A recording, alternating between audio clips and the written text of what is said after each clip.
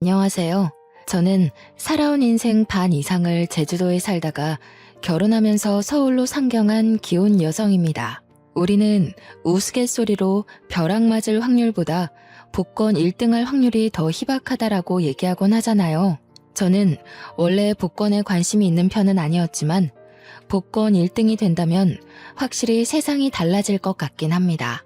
그렇다고 제가 복권 당첨되었다는 얘기는 아니고요. 사실상 복권 1등보다 더한 기쁨을 얻게 되어 이 글을 쓰게 되었습니다. 기쁨을 얻기까지 과정이 무난했던 건 아닙니다. 가슴 아픈 감동 스토리가 있던 것도 아니고요. 오히려 소가리를 많이 했고 매사에 사람과 대립하며 줄타기 하듯 살아왔습니다. 그런데도 느닷없는 인연 때문에 기상천외한 일이 생겼다는 거예요. 주위 사람들은 저더러 좋은 마음을 갖고 살아서 복받은 거라고 하는데 저는 아직도 제게 주어진 것들에 어안이 벙벙하기만 합니다. 세상에 이런 일이 또 있을까 싶어요. 제가 작가는 아니라서 이 소설 같은 이야기를 책으로 낼 수는 없고 이렇게 사연을 알게 되어 찾아왔습니다. 글 실력이 부족할 테지만 양해 바라며 들어주셔요. 인사말에 소개했다시피 저는 제주도 아가씨입니다. 제주도에서 태어나 학창시절을 모두 제주도에서 보냈죠. 대학을 가진 않았습니다. 제주도에도 대학이 있지만 별로 필요성을 못 느꼈거든요. 제게 주어진 일이 있었기 때문이었을지도 모르겠네요. 저는 20살이 되자마자 서울로 시집간 언니의 부름에 서울을 왕복하며 지냈습니다. 처음 서울을 방문했을 땐 솔직히 볼거리가 많아 재밌었어요. 그런데 그것도 계속 보니까 질리더라고요. 서울이 싫다는 게 아니라 제가 탁 트인 곳을 좋아하기 때문이었습니다. 그래서 저는 결혼을 한다면 언니처럼 서울 남자가 아닌 같은 고향의 제주도 남자와 결혼하려고 했어요. 그런 제가 서울 남자와 결혼을 하게 될 줄 누가 알겠습니까? 남편과 제가 처음 만난 곳은 기내에서였습니다. 서울로 볼일을 보고 제주도로 돌아가는 비행기에서 남편을 처음 만나게 되었는데 당시 남편이 제 옆자리에 있었어요. 먼저 말을 걸어본 건 저였습니다. 남편이 제주도 지리가 그려진 팜플렛을 들고 있길래 고향 짬밥으로 오지랖 좀 피웠던 거죠. 제주도 관광 가시나 봐요? 서귀포 갈치도 맛있는데 저기 에어랩 쪽 갈치가 진짜 장난 아니에요. 방송도 타졌어요. 절대 후회 안 하실 거니까 갈치 먹을 거면 에어랩 가세요. 아, 제 소개가 늦었네요. 제가 제주 토박이에요. 아, 그래요? 마침 잘 됐네요. 제가 제주도는 처음 가보는 거라서요. 혼자 여행을 하기에 어디가 좋을까 찾아보는데 사람들이 제주도 많이 추천해 주더라고요. 에어랩? 거기 어디쯤에 있어요? 잘 몰라서 그러는데 위치 좀 알려줄래요? 관광 대화를 시작으로 남편과 저는 제주도 이야기를 많이 나눴습니다. 비행기 착륙 때까지 저희는 시간 가는 줄도 모르고 얘기에 푹 빠졌어요. 저는 고등학교 졸업 후 서울과 제주도 왕복을 자주 했기에 사투리가 제법 물러진 편이었습니다. 남편이 제주도 사람들이 자주 쓰는 사투리가 뭐냐면서 묻길래 그런 것도 알려주고 배우기도 했는데 저도 나름 재밌더라고요. 매번 서울에서 제주까지 왕복하는 게 지루하기만 했던 제가 그날만큼은 눈 깜짝할 새 제주도에 도착한 게 놀라울 따름이었죠. 그리고 착륙해서 그대로 작별 인사를 하는데 거기서 남편이 제게 연락처를 물어봤어요. 그렇게 만난 것도 인연인데 앞으로 연락하며 친하게 지내고 싶다고 하더라고요. 저도 남편과 제법 잘 통한다고 생각했기 때문에 흔쾌히 수락했는데 그게 연인으로 이어질지 몰랐습니다. 서울 남자였던 남편은 제 번호를 따간 지 12시간도 안 돼서 연락이 왔었고 그날 홀로 여행을 간 거라서 자기가 지리를 잘 모르겠다고 저더러 놀아달라 그랬어요. 그렇게 빠른 시일 내에 가까워진 우리는 남편의 고백으로 서울 돌아가는 날이 될 때 연인이 된 겁니다. 주로 남편이 저를 보러 주말마다 제주도로 날아오는 편이었어요. 제가 서울을 갈 때는 남편이 일을 하고 있는 데다가 또 제가 외박은 할 수가 없었기에 만나기 어려웠습니다. 제가 서울을 자주 방문했던 건 친언니가 형부랑 같이 서울에서 오메기떡이 주재료인 카페를 하고 있었기 때문입니다. 친언니가 당시 임신을 하고 있었는데 애 낳으면 일에서 손을 놓을 거라고 했고, 형부는 다른 사업을 시작할 거라면서 저더러 나중에 그 카페를 물려받으라고 인수인계 해주는 상황이었어요.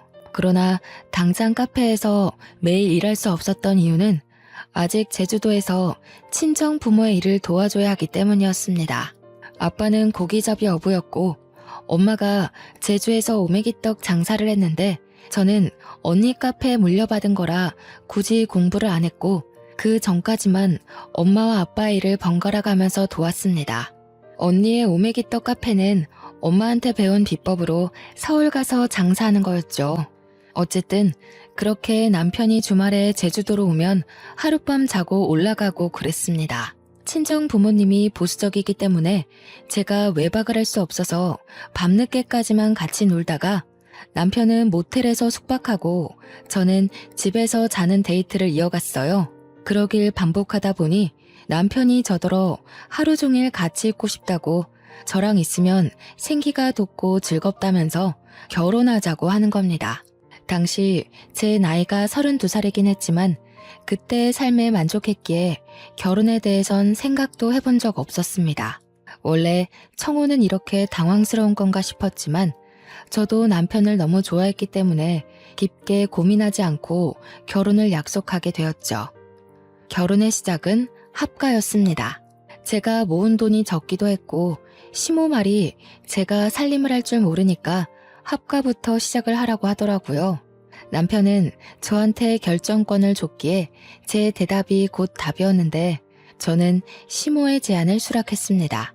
남편에게 더 좋은 아내가 되고 싶어서 시모한테 살림을 배워야겠다고 생각했거든요. 시부는 워낙 바쁜 사람이라 항상 새벽 일찍 나가고 저녁 늦게 들어온 사람이었는데요.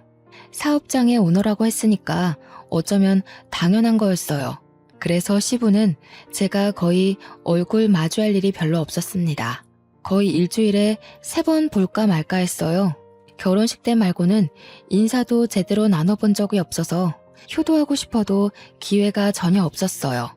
남편은 시부를 너무 신경 안 써도 된다고 하더라고요. 원래 바쁜 사람이라서 누가 챙겨주는 것도 아마 부담스러워 할 거라고 말이죠. 그때부터 저는 시부의 안부를 굳이 궁금해하지 않았습니다. 저는 시집을 가면서부터 친정 일을 못하게 된 대신 친언니 카페로 매일 출근을 할 수 있는 여건이 되었는데요. 이제부터 출근을 하겠다고 시모에게 미리 알렸더니 시모가 그것을 못마땅해 하더군요. 그걸 꼭 지금 다녀야 되겠니? 그리 급한 것도 아닌 것 같은데 결혼 생활에 적응하고 나면 다녀도 되는 거 아니냐? 언니 출산 일이 얼마 안 남아서요.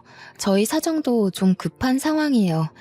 제주도 살 때는 거리 때문에 자주 못 다니고 있었거든요. 여기서는 그리 멀지 않아서 빨리 배울 수 있을 것 같더라고요. 그럼 내가 제대로 살림도 못 가르치겠네. 너희 분가하려면 살림을 빨리 배우는 게 좋을 텐데. 섬에서 올라왔으니 모르는 게 많을 거 아니야. 서울집이랑 섬집은 많이 다르다. 예, 네가 제주도에서 어떤 집에 살았는지 모르겠는데 서울 아파트는 그런 데랑 차원이 달라서 배워야 할 게 수두룩해. 언제 다 배워서 네 남편 챙기려고 그러니? 제가 서울집을 안 가봤겠습니까? 저희 친언니 부부네 집이 서울입니다. 대화를 좀 하다가 알게 된 거지만 시모는 제가 제주도 섬에서 올라온 처녀라는 것에서 수준 차이 난다고 생각하고 있었어요. 아무리 꼬질꼬질하게 있어도 서울 사람은 귀티가 나고 아무리 치장을 해도 섬 사람은 빈티가 난다는 생각이더라고요. 그건 조금만 대화를 해봐도 느껴지는 부분이었습니다. 당연히 불쾌했죠. 그러나 시모가 제게 직접적으로 욕하는 것도 아니었고 은근히 무시하는 경향으로만 툭툭 던졌던지라 제가 대놓고 시모 말에 불쾌함을 드러내기가 애매했어요. 그나마 할 수 있었던 건 시모 말에 무조건 굽히고 들어가지 않은 걸로 대신 불편했던 감정을 풀어냈습니다. 예를 들면 제가 카페에 출근하는 걸 막으려는 시모의 제안을 뻔뻔하게 거절했고 시모가 빙빙 둘러서 자기 원하는 대답을 유도하려 할 때 그걸 시종일관 눈치 없는 척 하는 것 정도였습니다. 그럴 때면 시모가 저를 답답해하면서 한 번씩 자기 분에 못 이겨 저를 포기해버리고 말았어요. 그 덕에 다행히 언니 카페에서 출근을 매일 할 수 있었습니다. 남편에게는 시동생이 하나 있는데요. 시동생이 이 시댁에서 좀 남다른 존재더라고요. 남편과 달리 우수인재 축에 속해서 진작에 유학생활을 하고 있었다고 하더군요. 남편은 공부머리가 뛰어나지 않아서 시부가 유학 제안을 했었지만 바로 거절했다고 했고요. 그래서 시댁은 다른 집과 다르게 희한하게도 장남보다 차남이 우대받는 입장이었습니다. 몰랐는데 시모가 제게 촌스럽다고 은근히 돌려서 서울 여자들이랑 비교했던 것처럼 남편한테도 은근히 시동생과 비교를 하지 뭡니까? 넌 내년에 봉급 얼마나 오른다니? 그래도 다닌 지 오래됐는데 이제 좀 확 오를 때 되지 않았나? 그놈의 쥐꼬리만한 월급 때문에 내가 다 답답하던데. 공무원이 올라봤자죠. 엄마가 생각하시는 만큼 오를 리 없으니까 그만 좀 물어보세요. 어차피 저한테 별다른 관심 없으시잖아요. 얘 봐라. 잔소리도 다 어미의 정이야. 내가 진작에 사업 하나 해보라고 했잖니. 요즘 같은 세상에 공무원 하나 해가지고 뭐 해먹고 살래? 네 동생 봐라. 벌써 그 나이에 한 달에 용돈만 돈 100만 원씩 보낸다. 내가 이걸 장남한테 받아야지 막내한테 받는 게 말이니? 어떻게 돈 불릴 궁리를 안 하는가 몰라. 시댁에서는 시부도 사업을 하고 있었고 시동생도 사업을 막 시작해서 단번에 성장했다고 했습니다. 그런 집안에서 남편만 공무원으로 안정직에 있는 상황이었는데요. 어떤 집안에서는 공무원이 남편감으로 딱 좋다고 칭송하는데 시모는 돈이 확확 튀면서 졸부같이 사는 걸 좋아하는 것 같았습니다. 그렇다고 제가 친언니의 개인 사업을 물려받는 건 또 안 좋아했어요. 혹시라도 제 사업이 잘 돼서 자기네 식구보다 잘 나갈까봐 염려하더라고요. 무조건 자기 집에서 성공하는 사람이 있어야 된다고 보는 듯 했습니다. 남편은 내성이 생긴 건지 시모 말에 대강 대답할 뿐 별다른 감정을 드러내지 않았습니다. 옆에서 듣기만 해도 제가 대신 화가 나는데 정작 당사자가 가만히 있으니 제가 뭐라 나설 수는 없겠더라고요. 그래서 주로 뒤에서 남편을 위로해주기만 했습니다. 어머님 말 너무 신경 쓰지 마. 공무원은 뭐 아무나 되는 줄 아나? 내 친구는 공무원 시험 벌써 3번이나 떨어졌어. 공무원 경쟁률 장난 아닌데 어머님은 아무것도 모르면서. 나 신경 안 써. 원래 저런 사람이야. 나 때문에 당신이 신경 쓰는 것 같은데 당신이야말로 내 걱정은 마. 그래도 걱정해줘서 고마워. 당신이 옆에 있어서 내가 좀 숨 쉬어진다. 남편이 자기는 사춘기를 지나고부터는 시모의 잔소리를 그러려니 체념하고 산다고 했어요. 별로 타격도 없대요. 그러면서 시부가 자기 공무원 꿈을 응원해줬는데 그것만으로 충분하다고 시부는 오히려 사업하는 시동생 걱정으로 마음 졸인다고 했습니다. 시부가 사업을 하는 사람이기에 사업의 위험성을 잘 알고 있어서라고 했어요. 자꾸 이렇게 자리 없는 시동생 얘기가 나오니까 결혼식에서도 본 적 없는 시동생이 문득 궁금해지더라고요. 남편한테 슬쩍 물어봤더니 남편 말로는 시동생이 똑똑한데 얼굴도 자기보다 잘생겨서 잘나긴 했다고 하더군요. 얼마나 잘났길래 시모가 저리 차별을 하는 건가 괜히 샘통이 났습니다. 그렇게 하가 생활 3년이 지났을까요? 그토록 궁금하던 시동생이 귀국한다는 소식이 들려왔어요.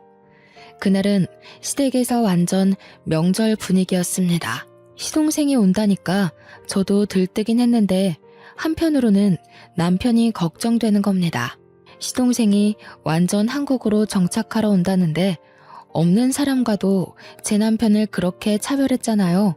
그런데 같이 살기까지 하면 얼마나 더 비교를 하겠어요. 불안과 호기심에 저는 그날 카페 일도 안 나가고 시모랑 같이 음식을 준비했습니다. 그렇게 저녁 시간이 되었는지도 모르고 진수성찬을 차리고 있었는데요. 퇴근하고 온 남편을 제가 반기기도 전에 시모가 먼저 잔소리를 해버리지 뭡니까? 너는 좀 일찍 맞춰서 공항까지 동생 좀 태우고 오지. 오늘 네 동생 오는 날이라고 했잖아. 애가 지금 비행기 오래 타서 피곤할 텐데 택시 타고 오는 중이란다. 공무원이 어떻게 일찍 맞춰요? 제가 월차 연차 낸 적은 있어도 어디 마음대로 일찍 퇴근하는 거 봤어요? 지난번에도 말씀드렸던 것 같은데요. 그러니까 말이다. 네가 진작에 사업을 해서 대표 자리 떡하니 맡고 있었으면 시간 구애받지 않았을 거 아니냐. 우리 집 남자들 사주는 죄다 사장인데 너는 누굴 닮아서 그렇게 도전 정신이 없니? 이쯤 되니까 저는 얼굴도 모르는 시동생이 궁금한 걸 넘어서 참 얄미웠습니다. 남편이 익숙해져 괜찮다고 했지만 어느 누가 비판받는 것에 적응이 되겠습니까? 아마 그건 마음속 관역이 닳고 닳아서 화살이 그냥 통과될 만큼 너덜너덜해진 걸 거예요. 마침내 시동생이 도착했고 초인종 소리에 시모가 불이 나게 달려갔습니다. 아이고 내 새끼 고생 많았다. 세상에 왜 이렇게 말라졌어? 밥도 제대로 못 먹고 일만 한 거 아니야? 요리하는 사람 좀 고용해서 끼니를 제대로 챙기지. 아무리 그래도 거기 음식 자체가 내 입맛에 안 맞더라고. 엄마가 해주는 밥 먹고 싶어서 죽는 줄 알았어. 그래서 더 빠진 건가? 근데 형은? 몰라. 동생이 왔는데 나와보지도 않네. 일단 손부터 씻고 와서 앉아. 엄마가 너 좋아하는 걸로 잔뜩 차려놨어. 남편이 퇴근한 뒤 아직 씻고 있었기에 남편 대신 제가 나가서 시동생에게 인사를 했습니다. 남편이 시동생을 잘났다고 엄청 자랑을 했었잖아요.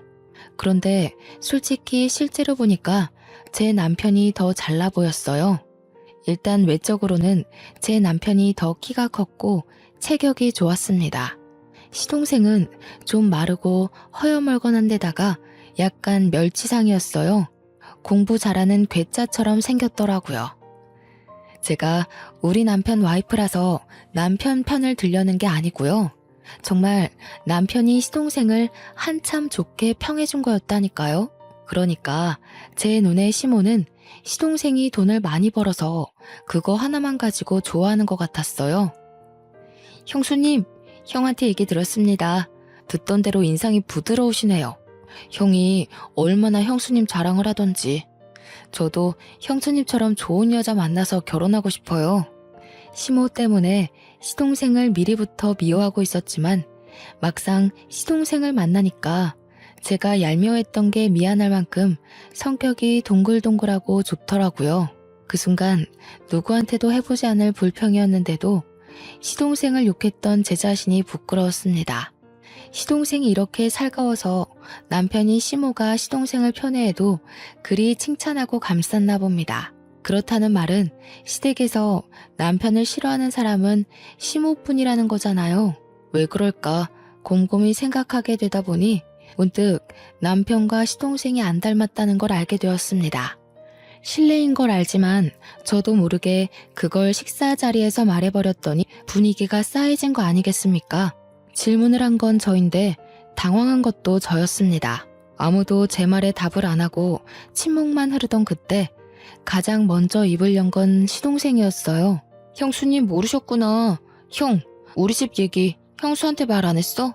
그래도 결혼까지 했는데 형 사정은 알고 계셔야 되지 않나? 아, 뭐 좋은 일이라고. 나중에 상황 봐서 얘기하려고 했지. 미리 말 못해서 미안해 여보. 내가 밥 먹고 나중에 따로 설명해 주던가 할게. 남편은 그 뒤로 몇 숟가락 뜨지도 않았는데 자리에서 일어나 버렸습니다. 제가 따라서 일어나려 했는데 시동생이 제게 말을 걸더라고요. 남편이 나중에 말해주겠다던 개인 사정 이야기였어요. 듣자 하니 시부가 시모와 결혼 생활을 하는 동안 다른 상간녀를 만나 가진 아이가 남편이라 하더라고요. 그럼에도 시모가 남편을 자식으로 받아들인 건 그 당시 시모는 난임 판정을 받았기 때문이었고 비록 남의 애지만 시부를 무척 사랑했기에 용서하고 남편을 자기 자식으로 인정했다고 했습니다. 그러다 몇 년 뒤 기적처럼 시험관에 성공해 태어난 사람이 바로 시동생이었다고 했어요.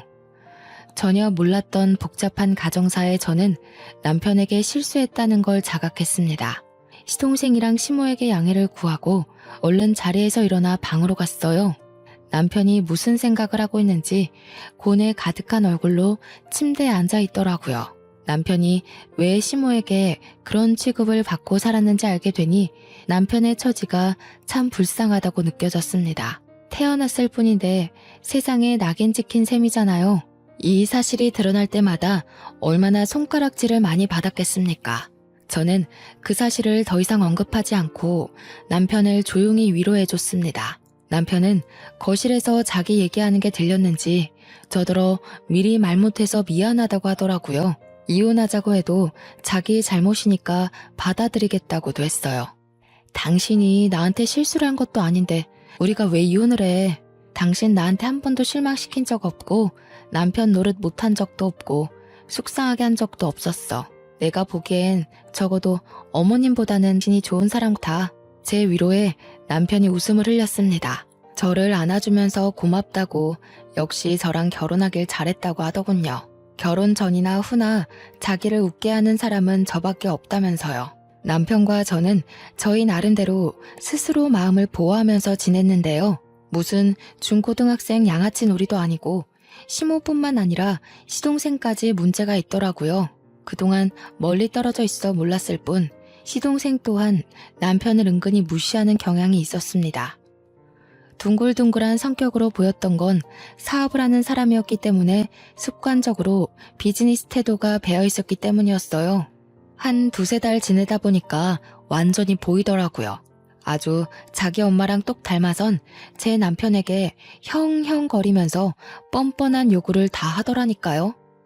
형, 이번에 아빠 생신 선물 차 한 대 바꿔드릴까 하는데 돈 좀 보탤 수 있겠어? 나 혼자 해도 괜찮지만 그래도 형제니까 같이 하는 게 좋을 것 같아서. 벌써 아빠 생신이구나. 같이 하면 좋긴 하겠네. 내가 시간이 안 돼서 따로 같이 사러 가주진 못할 것 같다. 얼마 정도 하는데? 아동 비용도 내가 댈게. 우리 사이에 이동 비용은 무슨? 어차피 나 아는 사람 차센터에 가서 살 거라서 1억 5천인데 내가 8천 할 테니까 형이 7천만 보태줘. 시동생은 부탁은 다 저런 식이었습니다. 갖가지 그럴싸한 이유를 들먹이며 남편의 주머니를 털려고 했어요. 그럴 때마다 남편은 할 수 있는 선에선 보탬이 되었지만 저렇게 몇 천이나 보태어야 하는 일엔 매번 고개 숙이며 미안하다고 하는 게 사과하기 일쑤였습니다. 그러면 시동생은 자기 작전에 성공했다는 듯 으쓱거리면서 남편의 사정을 몰랐던 척했어요. 아, 깜빡했다. 형 공무원이지. 요즘 주변에서 억소리 나는 사업주들만 만나다 보니까 형 공무원이라는 걸 생각 못했네. 미안해. 이런 식으로 아주 거만하기 짝이 없게 남편을 놀려주고 떠나더라고요. 시모처럼 대놓고 구박하는 것도 아니고 남편 생각하는 척하면서 교묘하게 사람 속을 뒤집어 놓는 거 아니겠어요? 남편 말로는 시동생이 큰돈 만지는 사람이다 보니까 진짜 자신의 주머니의 사정을 깜빡해서 그러는 거라고 생각했는데 제 눈에는 아무리 봐도 시동생의 괘씸한 고의로 보였습니다. 시동생이 오기 전에는 시모 한 명이 남편을 괴롭혔다면 이제는 그 스트레스가 2배가 되어버린 것 아닙니까?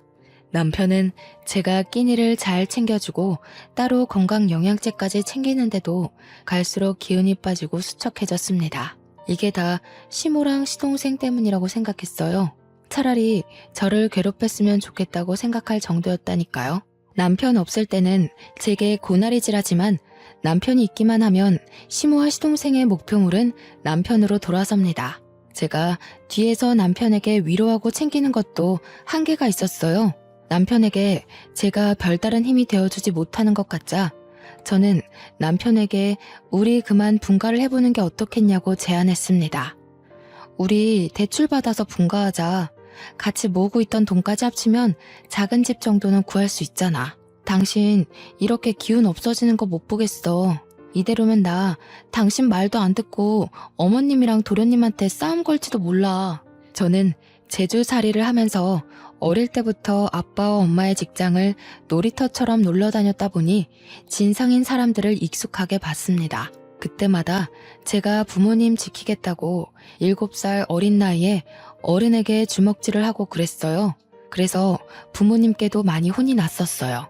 혹시라도 제가 다른 데 가서 사고를 칠까봐 걱정해서였겠죠.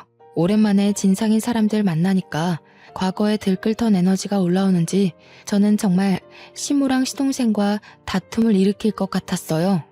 남편을 위한 것도 있지만 제가 살기 위해서라도 분가를 하고 싶었습니다. 남편은 생각해보겠다고 하더니 하루 뒤에 바로 긍정적인 답변을 주었어요. 그 뒤론 망설이지 않았습니다. 하루라도 빨리 시모와 시동생을 남편과 떼어놓고 싶어서 저녁 식사 자리에서 얘기를 했어요. 저희가 분가를 하겠다고 시모에게 알리자 역시 예상했던 대로 시모는 돈도 없는 것들이 살림 동낼 생각 있냐고 성질을 부렸습니다. 버는 사람 따로 있고 쓰는 사람 따로 있어? 혹시라도 우리한테 손 벌릴 생각이면 말하라. 지금 애비랑 동생이 돈 잘 번다고 콩고물 좀 떨어지지 않을까 생각하나 본데 절대 그럴 리 없다. 우리가 알아서 할 거니까 엄마는 신경 쓰지 마세요. 손 벌릴 생각 없으니 분가할게요. 아버지한텐 제가 따로 연락드리겠습니다. 왜 그래 형? 내가 와서 불편해서 그래? 그럼 그냥 형이 있어. 내가 따로 독립할게. 형 돈도 없으면서 왜 굳이 바보 같은 짓을 해? 이럴 때면 진짜 나이 거꾸로 먹는 것 같다. 바보? 시동생의 섬나는 발언에 저는 남편의 아내로서 더 이상 듣고만 있을 수 없었습니다. 그래서 저도 모르게 제주살이 하면서 억세졌던 성격이 불쑥 튀어나와 버렸지요. 다들 돈 하나름 쥐어줘 보거나 그런 말씀들 하세요. 맨손에 맨입으로 돈 없네 마네. 남의 주머니 사정 놀리지 마시고요. 그렇게 돈이 많으면 좀 뿌려보시든가요. 그래야 우워하면서 입 벌리고 부러워하기라도 하죠. 맨날 말로만 떵떵거리지 큰돈 만진다는 게 진짠지 아닌지 알 수가 있나? 뭐라고요? 형수님, 무슨 말씀을 그렇게 하세요? 아무리 섬 구석에서 덜 배우고 컸다지만 저도 엄연히 시댁 사람입니다. 말 가려주세요.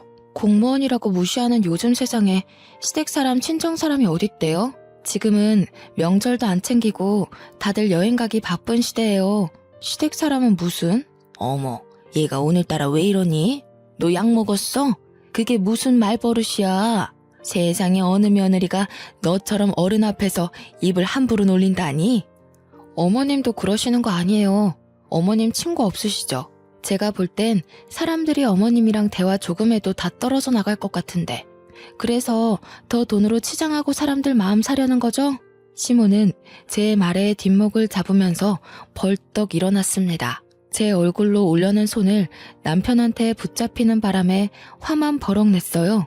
그날은 제가 시댁을 들어오고 시댁에서 처음으로 대판 말다툼이 벌어진 날이었습니다.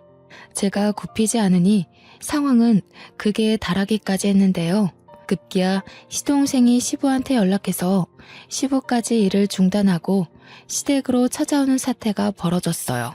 저희가 얼마나 시끄럽게 싸움을 하고 있었으면 시부가 들어오는 소리를 못 들었지 뭡니까. 시부가 고함을 치는 바람에 저희 다툼이 무 자르듯 뚝 끊겨버렸습니다. 하필 제가 건방지게 막 소리를 지르고 있던 때라 저만 순식간에 죄인이 된 기분이었어요. 그리고 태세 전환 빠르게 들어간 시모는 주저앉으며 눈물을 터뜨렸고 시동생은 지 엄마를 달래줌으로써 저는 더 악질 며느리처럼 보이게 되었죠. 시부를 오랜만에 얼굴 마주하는 건데 이 꼴을 보여버렸으니 면목이 없어 고개를 숙였습니다. 동네 창피하지도 않아? 도대체 뭐야? 뭔데 일하는 사람까지 불러서 싸움 구경하게 해? 어디서 나이값 못하고 개싸움을 하고 있냐고? 그때 시동생이 시부를 불렀기에 시동생이 먼저 발언권을 가졌는데요. 아빠, 형수가 나더러 큰돈 만지는 거 구라 아니냐고 거짓말쟁이로 만들더라고. 아빠가 나 사업자금 대줬잖아. 그래서 내가 그거 아빠한테 다 갚았잖아. 증언 좀 해줘. 시부에게 혼나게 생겼다고 각오를 하고 있던 그 순간 시부가 시동생의 싸다구를 훅 날리는 거 아니겠어요? 찰진 소리에 모두가 깜짝 놀래서 숨을 죽였고 시모도 우는 척을 관두고 얼른 일어나 시동생을 살폈습니다. 절딱선이 없는 것. 내가 돈으로 잘난 체 하는 일 없도록 하라고 했지. 나는 아들이라고 봐주는 것도 없다. 철없이 굴면 바로 호적에서 제명이야. 어디서 사업하는 사람이 함부로 허세를 부려? 왜 애 얼굴에 손을 대요? 잘못한 건 큰애네인데 왜 우리 애한테 그러냐고요? 당신 매번 우리 애한테만 차별할 때 내가 얼마나 속상한지 알아요? 시끄러워. 다른 사람 변명 다 필요 없다. 도대체 이게 무슨 난리인지 며느리가 얘기해보거라. 며느리 얘기 끝날 때까지 누구라도 입 열기만 해봐. 바로 쫓아낼 테니까. 의외였습니다. 제가 마지막까지 악을 지르고 있던 사람이라서 시부가 저를 안 좋게 볼 거라고 생각했거든요. 근데 그게 아니라 시부는 그나마 제가 제 3의 입장이라고 생각한 것 같았어요. 그래서 저는 지체 없이 토시 하나 빠뜨리지 않고 있었던 모든 대화들을 말씀드렸습니다. 제가 대학만 안 갔지 기억력 하나는 끝내줬거든요. 그래서 친언니한테 인수인계 받을 때도 기억력이 톡톡히 성과를 내주는 덕에 친언니가 저를 더 믿고 가르치는 거였습니다. 시부가 조용히 하라고 했는데도 제 발언에 반박하려는 시모를 시부가 시선으로 제압했어요. 그러면서 시부가 우리더러 자금을 대줄 테니 분가라는 놀라운 제안을 해줬습니다. 저희를 진작에 분가시킬 생각이었는데 자기 일이 바빴던지라 깜빡했다고 하더라고요. 시모는 그 소리에 배가 아팠는지 날고 기면서 돈 아깝게 왜 우리 돈으로 쟤네 분가를 시키냐고 시부에게 호소했습니다. 당신이 쟤네 속셈은 몰라서 그래요. 우리가 괜히 이러는 줄 알아요? 당신 돈 있는 거 알고 공짜로 돈 구해내려고 그런 거라고요. 엄마, 그만 좀 하세요. 이 사람 여기저기 돈 구하는 사람 아니거든요. 엄마 같은 사람이랑 달라서 사람밖에 구해본 적 없는 사람입니다. 모욕하지 마세요. 사람 같은 소리 하네. 사람은 뭐 아무나 구하는 줄 아니? 차라리 돈 구한다고 하는 게 훨씬 현실 같겠다. 애들 장난도 아니고 그런 것도 변명이냐? 유치해서 정말. 어머님처럼 돈 생각만 하는 사람들은 생명을 구한다는 말에 괴리를 느끼겠죠. 제정신 바뀐 사람들은 어머님 같은 사람 옆에 두질 않아요. 이거 보이세요? 어머님은 누굴 구하다가 이런 상처까지 감수해 보셨어요? 뭐든 어머님 기준에 안 맞다고 함부로 판단하지 마세요. 시모에게 눈에는 눈, 이에는 이로 공격하다 보니 저도 모르게 숨겨놨던 흉터를 드러내게 되었습니다. 유치한 다툼인 걸 알지만 시모 화를 복돋는 데는 이만한 공격이 없더라고요. 제 흉터를 보고 시모가 살짝 흠칫하긴 했지만 또 자기만의 해석으로 맞대응을 하려고 했는데요. 그때 시모를 밀치고서 시부가 제 앞을 차지해오는 거 아니겠습니까? 설마 며느리야? 그 상처 어떻게 다친 거야? 어디서? 언제 그렇게 됐어? 너 제주도에서 살았다고 했었지? 설마 그게 그 흉터랑 관련이 있니? 예? 이건 제주도에서 한 13년 전인가? 아빠랑 같이 낚시 나갔다가 우연히 물에 빠진 사람을 구했었는데 그때 다쳤어요. 네가 구했다는 사람이 혹시 연령 좀 있는 아줌마였어? 키가 좀 작고 분홍색 셔츠에 빨간 긴 치마를 두르고 있지 않았니? 어머, 아버님께서 그걸 어떻게 하셨어요? 그 아줌마랑 아시는 분이에요? 설마 아줌마 위급하실 때 옆에 계셨던 분이 아버님이셨어요? 13년 전 일이라 기억이 가물가물할 수 있지만 제가 기억력이 좋은 편이라고 했잖아요. 그래서 그때 제가 구한 아줌마의 인상착의를 기억하고 있었거든요. 제가 가까운 배 위로 아줌마를 올리자마자 누가 신고를 했는지 이미 해경이 빠르게 당도했었고 그 정신없는 상황에서 저는 시부 얼굴까진 확인하지 못했습니다. 저도 다쳤던지라 해경의 도움을 받아 병원에 가버렸기도 했거든요. 시부는 저의 증언에 충격 먹은 표정을 하고 있더니 곧 제 손을 꼭 잡았습니다. 그 이후 시부가 줄줄줄 얘기해주는 사실에 놀란 건 오히려 저희 쪽이었어요. 알고 보니 제 남편의 친모였던 아줌마가 시한부 인생을 살고 있었는데 유행을 한다고 제주살이를 시작했었대요. 바다가 보고 싶다는 아줌마 말에 시부는 배까지 빌려서 아줌마와 같이 바람을 쐬었는데 시부가 잠시 자리를 비운 사이 배가 흔들렸고 그 바람에 아줌마가 바다에 빠졌다고 하는 겁니다. 우연히 거길 지나갔던 사람이 바로 저와 아빠였던 거예요. 아빠랑 배낚시를 하고 있던 저는 당시 고등학생이었는데 제가 먼저 그 상황을 먼저 목격했거든요. 그래서 물에 빠진 아줌마를 보자마자 망설임 없이 뛰어들었어요. 그런데 아줌마를 건져 올리는 과정에서 바위에 세게 부딪히는 바람에 다리에 커다란 생채기를 내고 말았죠. 피가 뚝뚝 떨어지는 와중에도 저는 사람을 구하느라 정신이 없었고 뒤늦게 달려온 아빠가 제 다리를 살폈습니다.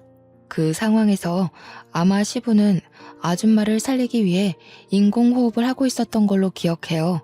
정신이 없던 와중에도 시부는 제 다리에 난 상처를 유심히 보았나 봅니다. 시간이 흘렀는데도 상처를 보고 단번에 기억을 떠올리다니. 그 당시 제가 아줌마를 살렸지만 원래 아줌마는 시한부였기 때문에 4달 후 사망했다고 합니다. 그러면서 아줌마가 죽기 전에 자기를 살렸던 저를 꼭 만나고자 했다고 방방곡곡 찾으려고 했다는 거 있죠. 그런데 저를 찾기란 쉽지가 않았고 아줌마는 결국 저를 만나보지 못하고 세상을 떴답니다. 충격적인 과거를 읊어주면서 시부는 눈물까지 흘렸습니다. 내가 너를 얼마나 찾았는데 이렇게 바로 옆에 있는 줄도 몰랐구나. 내가 지질이도 바보였다. 며느리로 둔 지 수년째인데 이 사실을 이제 알다니. 저는 시부와 그 아줌마가 관계에 있다는 사실에 놀란 것도 있지만 제가 시동생한테 들었던 내용과는 이야기가 달라서 혼란스러운 것도 있었습니다. 그러니까 시부의 상간녀 스토리는 제대로 알고 보니 시모가 전부 거짓말로 지어낸 스토리였어요. 원래는 시부가 시모가 아닌 아줌마랑 먼저 혼인한 사이였는데 이미 몸이 안 좋은 채로 결혼을 강행했던지라 아줌마는 일부러 시부와 혼인신고는 하지 않았다고 했고 아이를 낳고서 더 악화된 건강 때문에 제주도를 가게 되었다고 합니다. 그리고 제주살이 한 지 한 달 만에 그 사고를 당해 아줌마의 컨디션은 급속도로 저조했다고 해요. 자기의 죽음을 예감한 아줌마는 시부한테 빌게 된 소원이 하나 있었는데 그게 바로 시부의 재혼이라고 했답니다. 시부와 아줌마는 서로 많이 사랑하는 사이여서 아줌마가 시부 혼자 남겨진 걸 가장 걱정했대요. 그래서 꼭 재혼을 했으면 좋겠다고 했다지 뭡니까. 시부가 서류상에는 첫 결혼으로 보이겠지만 사실상 시모와 재혼을 했던 거였습니다. 시부는 아줌마의 마지막 소원을 들어주기 위해서 당시 아줌마의 요양보호사로 있던 시모와 계약 결혼을 했고 아줌마는 그걸로 이제 시부 걱정 않고 마음 편히 눈을 감았다고 했어요. 이 사실은 남편도 처음 듣는 것 같았습니다. 한 여고생이 물에 빠진 자기 친모를 살렸다는 얘기를 시부한테 들은 적 있었던 남편은 그게 저라는 사실에 그저 벙쪄 있었더라고요. 그리고 다른 의미로 시모랑 시동생도 충격을 먹은 채 입을 다물고 있었어요. 그러니까 결과적으로 지금 제게 시모인 저 사람이 아줌마의 요양보호사라는 거잖아요. 대단한 사모님인 척 하던 저 아줌마가 원래는 우리 남편처럼 월급쟁이였다는 거 아닙니까? 어이없어서 웃음이 나왔는데 이런 뒷이야기는 시동생도 처음 알았나 봅니다. 자기 출생 비밀과 출신이 생각보다 형편없다고 생각했는지 자기 엄마한테 분노를 느끼고 있었어요. 사실상 손가락질 받아야 할 사람이 우리 남편 쪽이 아니라 자신 쪽이라는 사실을 자각한 것 같더라고요. 시동생은 시모한테 불같이 화내면서 따지고 있었습니다. 그러거나 말거나 저랑 시부와 남편은 시모 쪽과는 다른 세상에 있었어요. 아무래도 먼저 간 정원 엄마가 너를 알고 며느리로 들인 게 아닌가 싶어. 어떻게 이런 인연이 다 있을 수 있니? 내가 어떻게 이리 소중한 사람을 몰라봤을까? 아니요, 아버님. 저는 할 일을 했을 뿐인걸요. 아줌마가 살아계셨다면 좋았을 것을. 그래도 아버님 말씀하시는 거 들어보니까 아줌마가 정말 좋으신 분이었다는 게 느껴져요. 고맙구나. 내가 이제 먼저 간 정은 엄마한테 얼굴 들 수 있겠어. 그리고 사돈댁에도 곧 인사를 드리러 가야겠다. 내 은인이 우리 집에 들어왔는데 내가 이대로 가만히 있을 수가 없지. 여전히 당황스러운 전개였지만 사실을 받아들인 저는 오히려 아줌마가 돌아가신 것에 유감을 표했습니다. 그리고 시부는 제게 만나면 꼭 보상할 거라 기다리고 있었다면서 잠깐 방에 들어갔다 나오셨는데요. 손에 쥐고 온 건 다름 아닌 통장이었습니다. 돌아가신 아줌마의 유언이기도 하다면서 저에게 그 통장을 주더라고요. 그게 아줌마 사업장을 정리하고 남은 돈의 일부라는데 아줌마 말로는 꼭 자신의 은인에게 담례를 하고 싶어 했다고 했어요. 얼떨떨하게 받은 그 통장을 열어보는 순간 저는 소스라치게 놀라서 다시 시부에게 통장을 돌려줬습니다. 소소한 담례라기엔 너무 큰 돈이었거든요. 회사의 오너였다는 아줌마가 제게 일부만 남겼다는 그 유산은 무려 31억 원이었습니다. 한 번도 본 적 없던 숫자이기도 했고 너무 큰 돈이라 받을 수 없다고 바로 돌려줬는데 시부는 너무 완강했어요. 13년 전부터 이미 이 통장은 제 돈이었다고 자신은 주인을 찾아줬을 뿐이라고 하더라고요. 손이 떨리는 액수였지만 시부의 대쪽 같은 부탁에 저는 결국 그걸 받게 되었고 시모는 조용히 숨지고 있더니 제가 통장을 받자 갑자기 배가 아파서 죽으려고 하더군요. 시모는 곧 시부한테 이혼 요구 당했어요. 아마 제가 그대로 일러바친 발언들을 믿어주는 듯 했습니다. 제가 거짓말할 사람은 아니라는 걸 시부가 알아봐준 덕일 겁니다. 결국 시부모는 이혼을 했어요. 시부가 소송 비용 드리고 싶지 않으니 조용히 도장 찍으라고 하는 걸 저와 남편은 곁에서 구경했습니다. 시모의 초라한 처지를 보고 있자니 남편 복수가 완벽하게 된 기분이라 시원했어요. 그리고 시동생은 시부의 씨를 받은 몸이라서 시부가 시동생이 갖고 있는 사업장만 주는 걸로 하고 집에서는 내쫓겼습니다. 그날이 시댁 사람들과 처음 다툰 날이었는데 그게 마지막 다툼이 되어버린 셈이었네요. 저와 남편은 굳이 분가를 하지 않고 시부를 모시고 살게 되었어요. 시부가 자기는 신경 안 써도 된다고 했는데 제가 합가 생활하면서 시부 생활 패턴을 봐왔기에 시부만 두고 분가를 할 수는 없었습니다. 시부는 밥도 잘 안 챙겨 먹고 회사에서도 대충 직원들이 챙겨주는 샌드위치나 김밥 같은 것만 드시더라고요. 그래서 제가 도시락을 챙겨드려야겠다는 생각으로 남게 되었어요. 시부는 처음에 저더러 고생스럽게 왜 그러냐고 하지 말라고 했는데 제가 고집을 꺾지 않으니 어느 순간부턴 도시락을 꼬박꼬박 챙겨가시더라고요. 그 때문인지 과거에는 저녁 식사 때 함께한 적 없던 시부가 요즘은 저녁 식사 시간에 맞춰서 퇴근을 하고 오십니다. 제가 분위기를 좀 잘 띄우는 타입인데요. 남편과 시부 앞에서 며느리 노릇 아내 노릇 톡톡히 하면서도 제 성격을 그대로 드러나니까 가끔은 시부가 개그맨이 따로 없다고 하세요. 칭찬인지 모르겠지만 시부랑 남편이 웃는 게 좋으니까 좋게 생각하려고요. 그리고 저는 31억 받은 돈에 손을 조금 댔는데요. 친정 부모님께 집을 하나 해줬고 언니랑 형부네에도 집 하나 해줬고 남은 돈은 적금 들어놓았어요. 제가 원했던 결혼 생활이 어떤 모습인지 한 번도 생각해 본 적 없지만 다시 생각을 해보라고 한다면 딱 지금이 아닐까 싶습니다. 주위에 모난 사람 하나 없어서 그런지 세상을 바라보는 게 제 시선이 아주 둥글둥글하네요. 앞으로 손자 손녀가 생긴다면 제 결혼 생활이 완벽하게 즐겁지 않을까 생각합니다. 다른 거 바라는 거 없고 그저 우리 식구들 전부 몸 건강, 마음 건강하게 잘 지내길 바랄 뿐이에요. 제 복권 1등 같은 사연 어떠셨나요? 이거 복권 당첨이라고 해도 되겠죠? 저희 식구가 받은 행운처럼 제 사연 듣고 계시는 청취자분들께서도 돈벼락 떨어지길 바랍니다. 감사합니다.